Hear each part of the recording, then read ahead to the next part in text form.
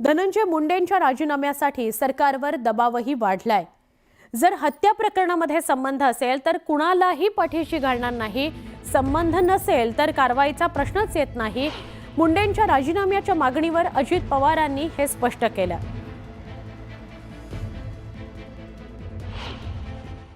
जर कुणाचा संबंधच नसेल तर कारवाई करण्याचा प्रश्न येत नाही, पण संबंध असेल तर निश्चितपणे कोणालाही पाठीशी घातलं जाणार नाही आणि हीच भूमिका राज्याच्या मुख्यमंत्र्यांची पण आहे आणि माझी पण आहे। आणि एकनाथराव शिंदे साहेबांनी पण तसंच वक्तव्य केलेलं आपण पाहिलेलं आहे। आता आपण 36 जिल्ह्यांच्या वेगवान स्वरूपातल्या बातम्यांकडे वळतो आहोत। भाजप हा देशातील सगळ्यात श्रीमंत राजकीय पक्ष बनलाय। 31 मार्च 2024 पर्यंत आकडेवारीनुसार त्यांच्याकडे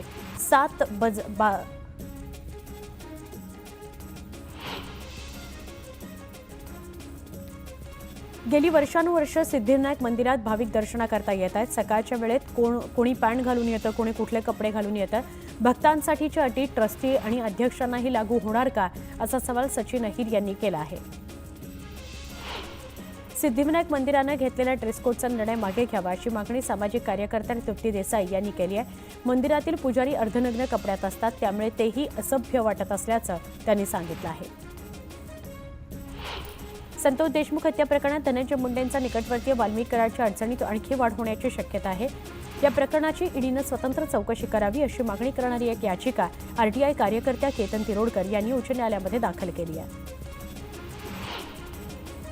उपमुख्यमंत्री आणि बीडचे पालकमंत्री अजित पवार 30 जानेवारीला बीड दौऱ्यावर येणार आहेत। या पार्श्वभूमीवर बीडमध्ये कार्यकर्त्यांकडून बॅनरबाजी करण्यात आली।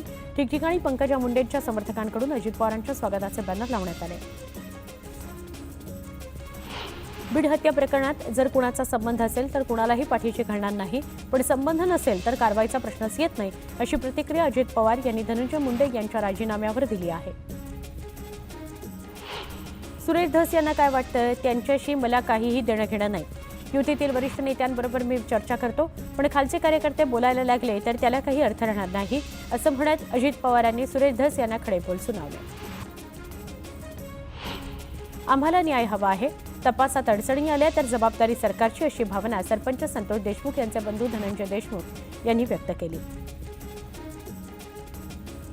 वाल्मिक कराडची कथित ऑडिओ क्लिप व्हायरल झाल्यानंतर सुरेश धसांनी चौकशीची मागणी केलेली आहे।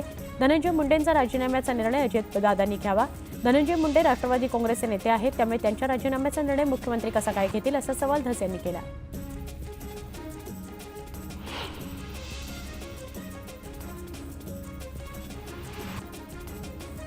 गेल्या 10 ते 17 वर्षांपासून एकाच ठिकाणी कर्तव्य बजावणाऱ्या परळी पोलिसांच्या बदल्या कराव्यात, तसंच वाल्मिक कराडला पळून जाण्याकरता सहकार्य करणाऱ्यांना 6 आरोपी करावे अशी मागणी भाजप आमदार सुरेश धस यांनी केली।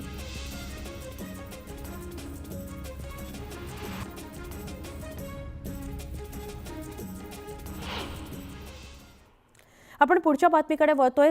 सविस्तर रिपोर्ट आहे हा। धनंजय मुंडेंच्या राजीनाम्यासाठी सरकारवर दबावही वाढलाय। जर हत्या प्रकरणामध्ये संबंध असेल तर कुणालाही पाठीशी घालणार नाही, संबंध नसेल तर कारवाईचा प्रश्नच येत नाही। मुंडेंच्या राजीनाम्याच्या मागणीवर अजित पवारांनी हे स्पष्ट केलं।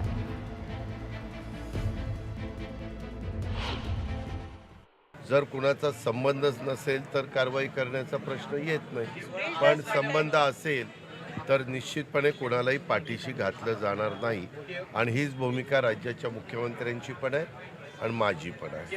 आणि एकनाथराव शिंदे साहेबांनी पण तसंच वक्तव्य केलेलं आपण पाहिलेलं आहे। पुन्हा वेगवान स्वरूपातल्या घडामोडी।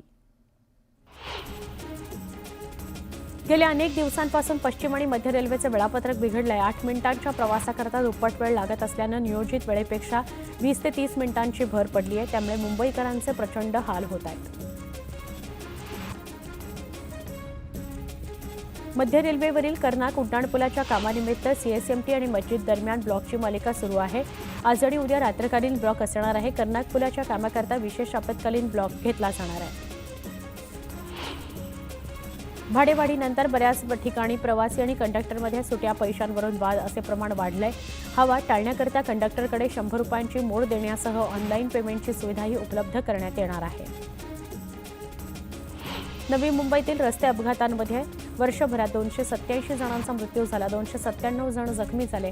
त्यामुळे भविष्यात अपघातानंतर नियंत्रण मिळवणं आणि अपघातांची संख्या कमी करणं हे नवी मुंबई पोलिसांसह प्रादेशिक परिवहन विभागाच्या अधिकाऱ्यांसमोरच आव्हान आहे.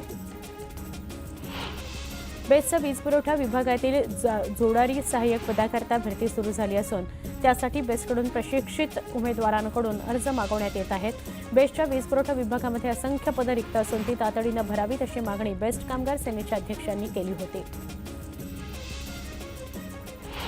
सिडकोच्या 26,000 घरांच्या सोडत प्रक्रियेकरता 1,60,000 अर्ज करण्यात आले आहेत. आतापर्यंत 15,000 अर्जदारांनी या योजनेमध्ये अनामत रक्कम सिडकोकडे जमा केली आहे. या सोडतीसाठी चौथ्यांदा दिलेल्या मुदतवाढीनुसार 3 दिवस शिल्लक आहे. पुणे गृहनिर्माण आणि क्षेत्रविकास मंडळाच्या पुणे, पिंपरी चिंचवड, सोलापूर, कोल्हापूर, सांगली जिल्ह्यातील 3,362 सदनिकांकरता आज सोडत काढली जाणार आहे.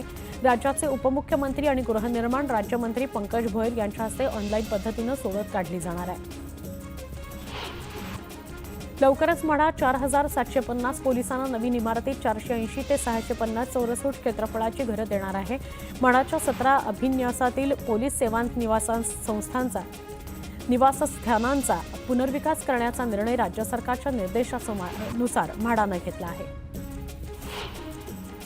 मुंबईसह राज्याच्या वातावरणात अचानक मोठा बदल झाला आहे. रात्रीपासून पहाटेपर्यंत थंडी मुक्कामी असते, मात्र दिवसा नागरिकांना कडक उन्हाचा ताप सहन करावा लागतोय. पुढील आठवडाभर मुंबई शहर आणि उपनगरात असंच वातावरण असणार आहे. ठाण्यातील सांस्कृतिक केंद्र असलेल्या राम गणेश गडकरी रंगायतांच्या दुरुस्तीचं काम सुरू झालेलं आहे. परंतु नव्यानं होऊ घातलेल्या रंगायतांमध्ये आरामदायी खुर्च्यांचा प्रेक्षक अनुभव घेऊ शकणार आहेत. आता 960 प्रेक्षक बसू शकतील अशी सोय केली जाणार आहे अशी माहिती समोर येते. मुंबई महानगरपालिकेने अनधिकृत फेरीवाल्यांविरोधात कारवाईचा धडाका सुरूच ठेवला आहे. फेरीवाला मुक्त परिसर मोहीम अंतर्गत मागील 7 दिवसात विविध विभागांच्या ठिकाणी अतिक्रमण निर्मूलन कारवाई पार पडली. या कारवाईत फेरीवाल्यांकडून सुमारे 2,763 साधनसामुग्री जप्त करण्यात आली. मुंबई विमानतळावरील टर्मिनल 1चा पुनर्विकास होणार आहे. सध्या अस्तित्वात असलेले टर्मिनल पाडण्यात येणार आहे. नोव्हेंबर 2025 पासून पुनर्विकासाचं काम सुरू होणार आहे. राज्यातील 72.7% किशोरवयीन विद्यार्थी सोशल मीडियावर ॲक्टिव्ह असल्याचं समोर आलंय. शिक्षण क्षेत्रातील प्रथम संस्थेनं देशपातळीवर असर 2024च्या शैक्षणिक अहवाल प्रसिद्ध केला. या अहवालामध्ये राज्यातील 14 ते 16 वयोगटातील 55.2% विद्यार्थ्यांची सोशल मीडियावर खासगी प्रोफाईल असल्याचं समोर आलं. विद्यापीठ अनुदान आयोगानं विद्यापीठ स्थापनेकरता आवश्यक असलेल्या जमिनीच्या निकषात बदल केलाय. आता विद्यापीठ स्थापनेसाठी किमान 20 एकर जमीन आवश्यक आहे. शहरी भागात 10 एकर तर मुक्त विद्यापीठ आणि ऑफ कॅम्पससाठी 5 एकर जमीन असणं गरजेचं आहे. वैद्यकीय पदवी अभ्यासक्रमाच्या नीट यूजी परीक्षेच्या स्वरूपात बदल करण्यात आलाय. यंदापासून या प्रवेश परीक्षेसाठी विद्यार्थ्यांना पर्यायी प्रश्न देण्यात येणार नाहीत. त्यातून विद्यार्थ्यांना 180 प्रश्न 180 मिनिटांमध्ये सोडवणं अनिवार्य असणार आहे. सीईटी सेलनं 2025-26 या शैक्षणिक वर्षाच्या सीईटी परीक्षेच्या नोंदणीला मुदतवाढ देण्यात आली आहे. LLB आणि BEdसाठी 13 फेब्रुवारीपर्यंत नोंदणी करता येणार आहे. राज्यात इयत्ता 2री ते 8वीच्या पाठ्यपुस्तकांमध्ये वह्यांची कोरी पानं जोडण्याची योजना रद्द करण्याचा निर्णय घेण्यात आलाय. योजनेचा अपेक्षित उद्देश साध्य न झाल्याचं कारण देत शैक्षणिक वर्ष 2025-26 आणि त्यापुढे पूर्वीप्रमाणेच नियमित पाठ्यपुस्तकं वह्यांच्या पानांशिवाय उपलब्ध करून देण्याचे निर्देश देण्यात आलेले आहेत. कोरोना महासाथीच्या काळात शैक्षणिक कोंडीला तोंड देऊन उभ्या राहिलेल्या शासकीय शाळांनी अवघ्या 2 वर्षात विश्वास गमावल्याचं चित्र आहे. सरकारी शाळांचा पट पुन्हा एकदा घसरू लागलाय. तो 2018च्या पातळीवर असल्याचं असरच्या अहवालातून स्पष्ट झालंय.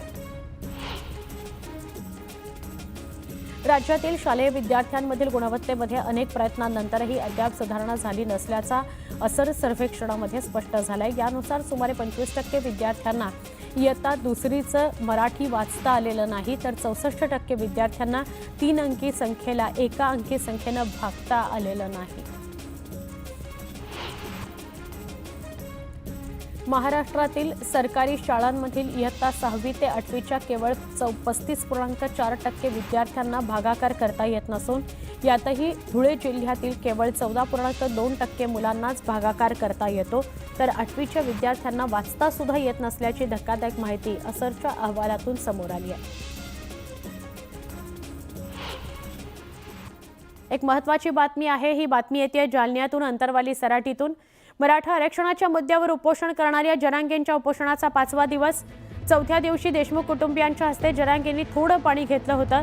काल भाजप आमदार सुरेश धस भेटून आले. जरांगेंना सलाईन लावून घेतलंय. पहाटे 5 वाजेपर्यंत त्यांना 3 सलाईन्स देण्यात आलेली आहेत. सलाईन घेतल्यानं त्यांच्या परिस्थितीत सुधारणा होते अशी माहिती व्यक्त होते, अशी माहिती समोर येते.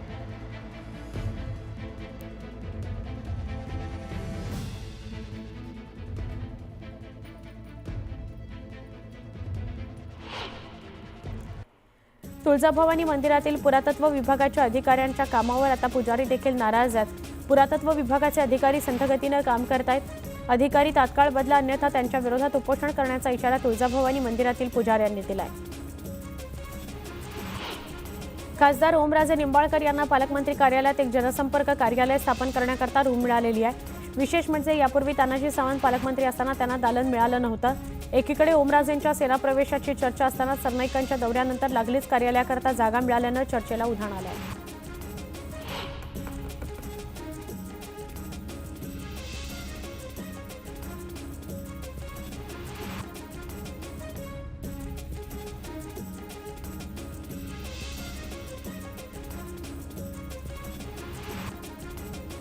नवीन लग्न झालेल्या जोडप्यांकरता खुशखबर आहे पंढरपुरातून.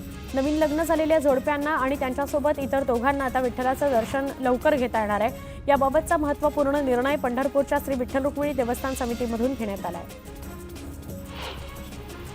मावळ तालुक्यातील दारुंब्रे गावातल्या विहिरीत साखर कारखान्याचं रसायनयुक्त पाणी मिसळत असल्याचा आरोप ग्रामस्थांनी केला. यामुळे पाणी प्रदूषित होऊन त्यामुळे ग्रामस्थांच्या आरोग्यावर परिणाम होत असल्याचा त्यांनी आरोप केला. प्रशासनानं या पाण्याचे नमुने तपासणीकरता घेतले आहेत. सिल्लोडच्या डीपीसीच्या निधीमध्ये करण्यात आलेल्या बेकायदेशीर मजुऱ्यांना कात्री लावण्यात येणार आहे. पालकमंत्री संजय शिरसाट यांनी नुकतंच हे स्पष्ट केलं. त्यामुळे आगामी काळात पालकमंत्री संजय शिरसाट आणि आमदार अब्दुल सत्तारांमध्ये झुंपण्याची शक्यता निर्माण झाली आहे. भिवंडी आणि शहापूर तालुक्यातील जलजीवन मिशन योजनेअंतर्गत होत असलेल्या कामांमधील अडचणी तातडीनं मार्गी लावाव्यात, याकरता संबंधित यंत्रणांनी कार्यवाही करावी अशा सूचना पाणीपुरवठा मंत्री गुलाबराव पाटील यांनी दिल्या आहेत. कोरेगाव शहरातील वाहतूक कोंडीपासून नागरिकांनी सुटका होणार आहे. आमदार महेश शिंदे यांच्या पाठपुराव्याला यश आलं असून उपमुख्यमंत्री अजित पवारांनी बाह्य वळण रस्ता करण्याचे आदेश दिलेले आहेत. जळगाव जिल्ह्यात सीसीटीव्ही बसवून आधुनिक तंत्रज्ञानाच्या माध्यमातून सुरक्षेकरता 4 कोटींचा डीपीआर तयार करण्यात आलाय. जिल्हा नियोजन समितीच्या निधीच्या माध्यमातून जिल्ह्यातील सगळ्या नगरपालिका क्षेत्रातही सीसीटीव्ही बसवण्यात येणार आहेत. ही माहिती पोलीस अधीक्षकांनी दिली आहे. छत्रपती संभाजीनगरात वाहतूक पोलिसांनी कारवाईला सुरुवात केली आहे. वाहतूक शाखेकडून वाहनांवर फॅन्सी नंबर आढळल्यास त्या वाहनांवर दंडात्मक कारवाई करण्यात येणार आहे. वाल्मिक कराडला सीआयडी कार्यालयात पोहोचवणाऱ्या शिवलिंग मोरोळेच्या वडिलांना ड्रायडे दिवशी दारू विक्री करत असल्याचं समोर आले. पोलिसांना याची माहिती मिळताच पोलिसांनी घटनास्थळी जात दारूचा साठा जप्त करत दोघांवर गुन्हा दाखल केला. राज्यात वाघांचे होणारे मृत्यू शासनानं गांभीर्याने घेतले असून वन अधिकाऱ्यांना अपघाती मृत्यू रोखण्याकरता प्रयत्न करण्याचे निर्देश वनमंत्र्यांनी दिले आहेत. तर गेल्या 16 वर्षांमध्ये जीबीएस रुग्णांवर उपचाराकरता शासकीय रुग्णालयात विशेष व्यवस्था करण्यात यावी अशा सूचना मुख्यमंत्री देवेंद्र फडणवीस यांनी दिल्या आहेत. फडणवीसांनी जीबीएस आजाराबाबत मंत्रिमंडळ बैठकीत आढावा घेतला. मुंबई पालिकेच्या जलशुद्धीकरणामध्ये बिघाड झाल्यानं मुंबईकरांना अशुद्ध पाणी पुरवठा होत असल्याचा आरोप केला गेलाय. मात्र पालिकेने हे सगळे आरोप मंगळवारी फेटाळून लावले. तर मुंबईकरांना निर्जंतुकीकरण केलेल्या स्वच्छ पाण्याचाच पुरवठा केला जातो असा दावा पालिका प्रशासनानं केला आहे. पुण्यामध्ये जीबीएसचे 111 रुग्ण सापडलेत. मुंबई पालिकाही आता अलर्ट मोडवर आली आहे. पालिकेच्या आरोग्य विभागानं शहरातील पालिका रुग्णालयामध्ये 150 आयसीयू बेडची व्यवस्था केली आहे. पुणेकरांना काही अंशी दिलासा मिळालाय. पुण्यात जीबीएसच्या रुग्णांमध्ये वाढ झालेली नाही. आतापर्यंत शहरात एकूण 111 संशयित रुग्ण आहेत. जीबीएसचे सोलापूर जिल्ह्यामध्ये संशयित 5 रुग्ण आढळून आले. त्यातील 1 रुग्ण बरा झालाय. सध्या उपचार घेत असलेले 4ही जीबीएस संशयित रुग्ण जिल्ह्याबाहेरचे आहेत. औषध आणि यंत्रांसाठी 2 कोटींचा निधी उपलब्ध करून देण्यात आलेला आहे.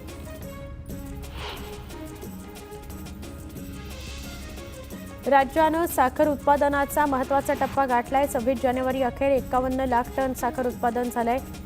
खासगी आणि सहकारी 196 कारखान्यांनी 57 लाख टन ऊस गाळप करून सरासरी 8.98% साखर उतार्यासह 50 लाख टन साखर उत्पादनाचा टप्पा पूर्ण केलाय. टोमॅटोची आवक मोठ्या प्रमाणात वाढल्यानं टोमॅटो मालाला प्रति किलो 7 ते 8 रुपये असा बाजारभाव मिळत असल्यानं टोमॅटो उत्पादक शेतकरी वर्गात नाराजीचं वातावरण आहे. नववर्षाच्या प्रारंभापासून टोमॅटो मालाच्या बाजारभावाची लाली उतरल्यानं शेतकऱ्यांना आर्थिक फटका बसला आहे. बाजार समितीत सोयाबीनची 59,502 क्विंटल इतकी आवक झाली आहे. सोयाबीनला 3,941 रुपये प्रति क्विंटल इतका दर मिळालाय. लोकल पांढरा पिवळा हायब्रिड या जातीच्या सोयाबीनची आवक झाली आहे. राज्यातील बाजार समितीत मक्याची 8,947 क्विंटल इतकी आवक झाली आहे. त्याला 2,271 रुपये प्रति क्विंटल दर मिळालाय. कमाल दर हा 2,338 रुपये प्रति क्विंटल इतका मिळालाय. सोलापूर बाजारात लाल कांद्याची 29,000 क्विंटल, नाशिक जिल्ह्यात 77,000 क्विंटल तर अहिल्यानगर जिल्ह्यात 12,000 क्विंटल कांद्याची आवक झाली आहे. राज्यभरात एकूण 1,95,000 क्विंटल कांद्याची आवक झाली आहे. लाल कांद्याला कमीत कमी 1,650 रुपयांपासून ते सरासरी 2,250 रुपयांपर्यंत दर मिळाला आहे. नवीन हरभरा बाजारात आला असून हमी दरासाठी तुरीकरता नोंदणी सुरू झालेली आहे. सोयाबीन आणि तुरीचे भाव दिवसेंदिवस कमी होत असल्यानं सरकारनं शेतकऱ्यांना दिलासा देण्याकरता तूर हमी भावात खरेदी करणं सुरू केलं असून त्याची नोंदणी 24 जानेवारीपासून सुरू करण्यात आलेली आहे.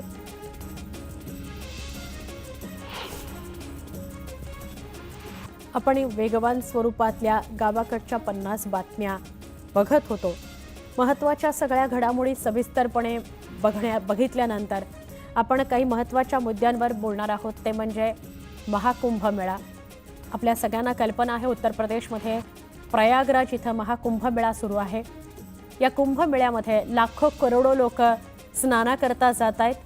मौनी अमावस्येनिमित्त त्रिवेणी संगमावर स्नान करण्याची परंपरा आहे. विशेष महत्त्व त्याला आहे.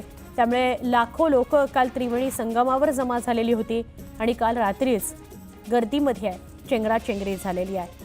साधारणपणे 1 ते 3च्या दरम्यान ही चेंगराचेंगरी झाली आहे.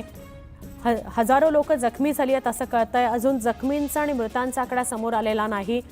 पण प्रयागराजला दर्शनाकरता जात असाल तर काळजी घ्या, हे आवाहन न्यूज 18 लोकमततर्फे महाराष्ट्र आणि देशभरामध्ये आम्ही करतो आहोत.